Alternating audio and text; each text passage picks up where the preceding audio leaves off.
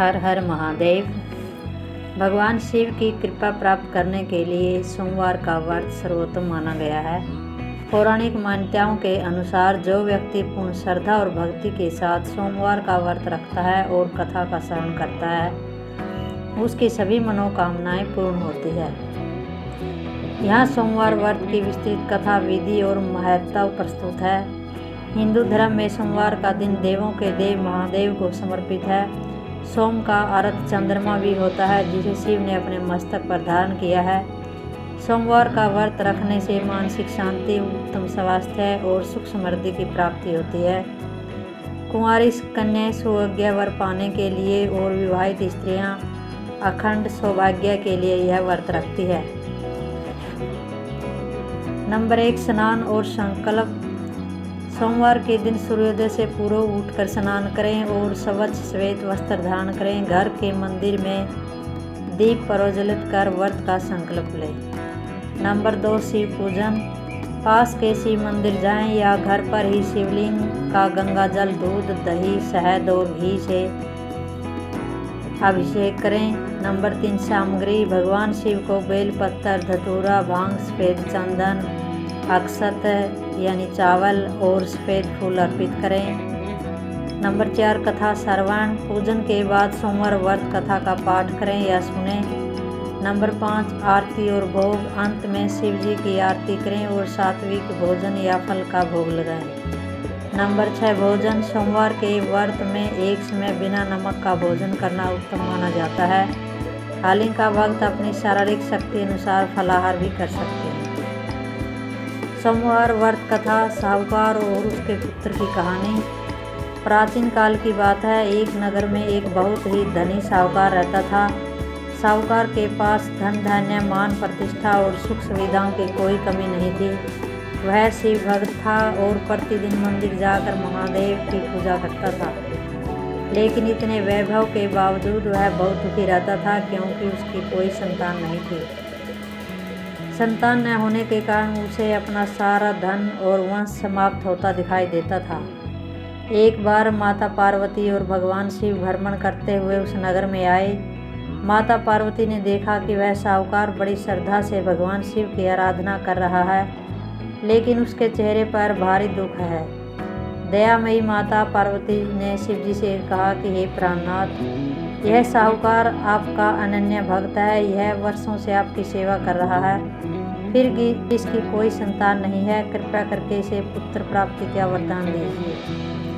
भगवान शिव ने मुस्कुराते हुए कहा कि हे देवी, इस संसार में प्रत्येक प्राणी को उसके कर्मों का फल मिलता है। इस साहूकार के भाग्य में संतान का सुख नहीं है। यदि मैं इसे पुत्र दे भी दूं तो केवल वह 11 वर्ष तक ही जीवित रहेगा। परंतु माता पार्वती ने बार बार आग्रह किया। भक्त वत्सल होने के कारण शिव जी को पार्वती जी की बात माननी पड़ी। उन्होंने साहूकार को सपन में दर्शन दिए और कहा कि तुम्हारी भक्ति से मैं प्रसन्न होकर मैं तुम्हें पुत्र का वरदान देता हूँ, लेकिन उसकी आयु केवल 12 वर्ष की ही होगी। साहूकार यह सुनकर न तो बहुत खुश हुआ और न ही बहुत दुखी। उसने अपनी भक्ति जारी रखी। कुछ समय बाद साहूकार की पत्नी ने एक सुंदर पुत्र को जन्म दिया। घर में खुशियां मनाई गई, लेकिन साहूकार को पता था कि यह खुशी अल्पकालिक है। उसने इस रहस्य को किसी को नहीं बताया। जब बालक 11 वर्ष का हुआ तो साहूकार ने उसे शिक्षा प्राप्त करने के लिए काशी भेजने का निर्णय लिया। उसने बालक के मामा को बुलाया और बहुत सारा धन देकर कहा कि इस बालक को विद्या अध्ययन के लिए काशी ले जाओ। रास्ते में जहाँ जहाँ विश्राम करो वहाँ यज्ञ और ब्राह्मणों को भोजन कराते हुए जाना। मामा और भांजा काशी की ओर चल पड़े। रास्ते में वे एक नगर में रुके, जहाँ के राजा की पुत्री का विवाह होने वाला था।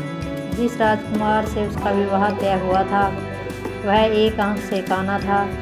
राजकुमार के पिता ने जब सुंदर और तेजस्वी साहूकार के पुत्र को देखा तो उसके मन में एक विचार आया। उसने सोचा कि क्यों न इस बालक को दूल्हा बनाकर विवाह की सारी रस्में पूरी करवा दी जाए और बाद में अपनी पुत्र वधू को लेकर घर चला जाए।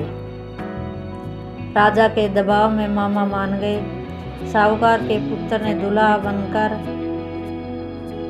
विवाह की रस्में पूरी की, लेकिन वह बालक सत्यवादी था। उसने अपनी होने वाली पत्नी या राजकुमारी के दुपट्टे के पल्ले पर लिख दिया, तुम्हारा विवाह तो मेरे साथ हुआ है, लेकिन जिस राजकुमार के साथ तुम्हें भेजा जाएगा वह एक आंख से काना है। मैं काशी पढ़ने जा रहा हूँ। जब राजकुमारी ने यह पढ़ा तो उसने उस काने राजकुमार के साथ जाने से मना कर दिया। राजा ने अपनी पुत्री को नहीं भेजा और बारात वापस लौट गई। उधर साहूकार का पुत्र और उसके मामा काशी पहुँच गए। काशी में बालक ने अपनी पढ़ाई शुरू कर दी। जिस दिन बालक 12 वर्ष का हुआ उस दिन मामा ने घर में एक विशाल यज्ञ का आयोजन किया।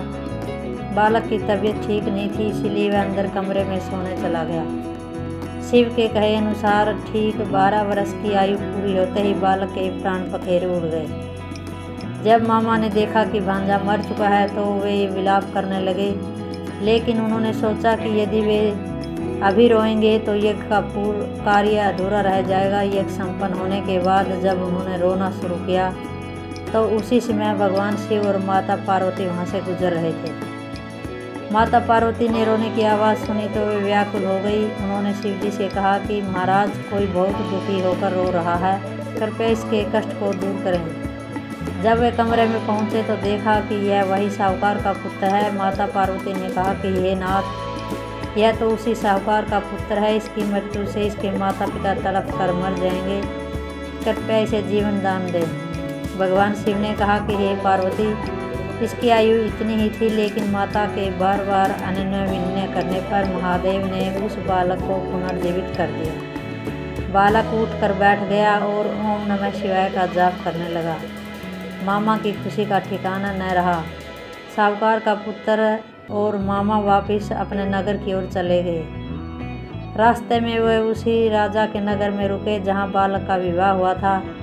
राजा ने उन्हें पहचान लिया और बड़े हर्ष के साथ अपनी पुत्री और बहुत सारा धन देकर उन्हें विदा किया। उधर साहूकार और उसकी पत्नी अपने घर की छत पर बैठे थे। उन्होंने कसम खाई थी कि यदि उनका पुत्र जीवित वापस नहीं लौटा तो वे छत से कूदकर अपने प्राण दे देंगे। तभी उन्होंने देखा कि उनका पुत्र अपनी सुंदर वधू और धन दौलत के साथ आ रहा है। साहूकार की खुशी का पारावार न रहा। उसने भगवान शिव को कोटि कोटि धन्यवाद किया। उस रात साहूकार को फिर सपन में शिव जी के दर्शन हुए।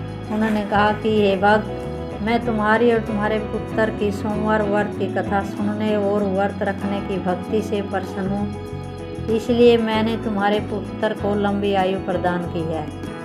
इसके बाद साहूकार का परिवार सुखपूर्वक रहने लगा और नगर के अन्य लोग भी सोमवार का व्रत करने लगे।